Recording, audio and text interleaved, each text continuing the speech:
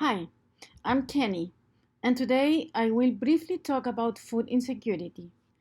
The literature of sustainability and food insecurity tells us that food insecurity has its roots in structural reasons coming directly from the capitalist economic system that allows for unlimited freedoms in trade and prices, liberties, deregulations, government budget cuts on public services, privatization on land and natural resources, and structural adjustment policies enabled by the neoliberal policies and practices of capitalism that have been facilitated by globalism.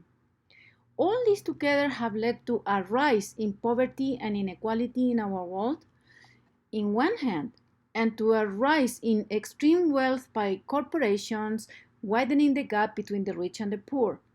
The fact that food is a commodity today, access to it depends on its fluctuating prices and the ability or inability to buy it.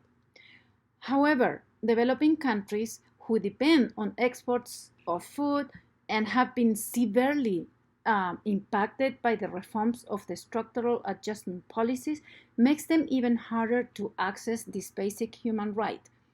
Both developing and developed countries are affected, but those who experience poverty and inequality are the most impacted as they do not have the means to secure their food.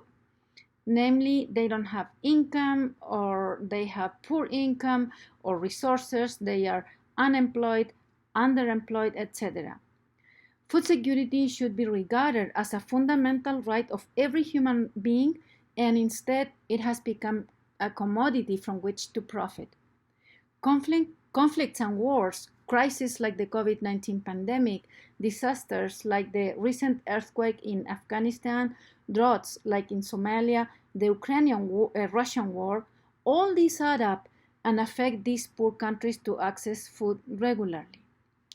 Although everyone is affected by crisis in society, it is always the marginalized and particularly poor women who are most impacted by it because of the policies of the current economic system that allows poverty and inequality to exist on the first place and be reproduced by its policies, conflicts, and also by its resolutions. There are some attempts to rectify food injustices. For example, scholar Michael Lin and his research team tell us about two main movements, the food injustice and food sovereignty.